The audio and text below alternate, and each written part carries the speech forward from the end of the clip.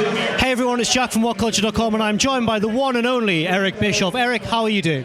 I'm doing very well. Good to see you again. Thank you very much. Of course, you say again because you were with WCPW in Newcastle, and you shared the ring with a certain Adam Blompier. He referred to you as his spirit animal, which I found a little strange. I didn't know what to make of that, but I guess he's a very charismatic guy.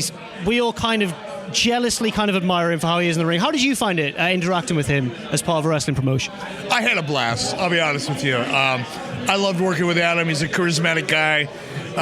He's quite the character, and he plays his role very, very well. He'll never be me, no matter how hard he tries or how badly he wishes he could be me. And he can study me. He can go over my past and my history. He can model himself after me as much as he wants to and as hard as he can try to, but he will never, ever be me. I think there's a message we can all take away from that. Adam, you'll never be Eric Bischoff, I'm afraid. Sorry, man. Now, we've got a lot of guests here tonight at Walemania. One of the most notable guests, I think, is Will Ospreay. He's been kind of making waves a lot in the world of wrestling this year. He's got a very particular style. It's caused a lot of controversy as well. What's your take on Will Ospreay and I guess his way of doing things? I think it's great. I think wrestling, like any form of entertainment, whether it's music, whether it's film, whether it's television, whether it's art. Wrestling is art. But I think any form of entertainment or any form of art has to change. It has to evolve. And Will Ospreay is leading that charge. And hats off to him. It's not my style. It's not what I grew up with. It's not something that I would probably put high on my list of something to check out, but I'm 62 years old. I'm not part of the heartbeat of the culture anymore, and I'm very supportive of him for leading the charge and helping to change the face of wrestling and the style of wrestling today. I mean, I guess you can kind of relate to that in a way, because with WCW back in the 90s, that's kind of what you guys did. You kind of brought in a new way of thinking, a new way of producing wrestling on television. And it's not just wrestling, when you say it's, what Will has done is controversial, and yes, it is to a degree, or a large degree, I guess. But think about it in terms of music. Think about the big musicians that paved the way with new styles of music.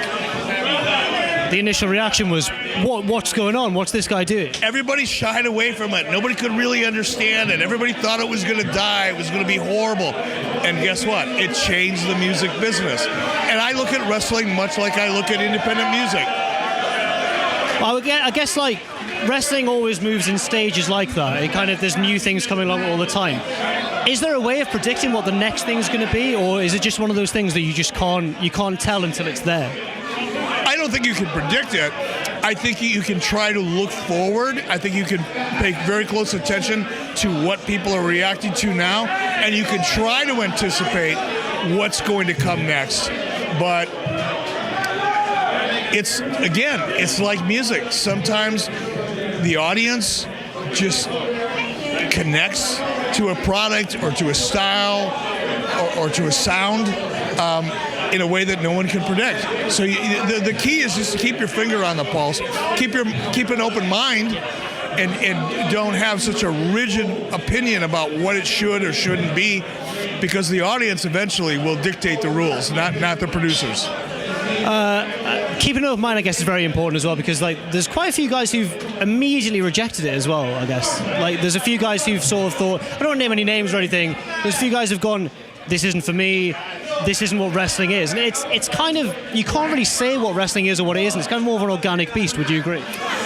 Not only do I agree, but I agree 1,000%. Look, I'm 62 years old. When I grew up, when wrestling made its first really big impression on me, I was 8 or 9 years old. That was back in the early 60s, right? Mid-60s. So, of course, that familiarity, what I grew up with, in a large way, shaped the way I viewed what wrestling should be, because that's what I grew up with.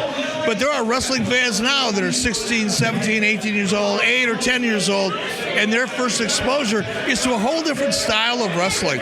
So I don't think anybody should ever get locked into this is what wrestling should be. It's just it is what it is to you. Wrestling is one big buffet.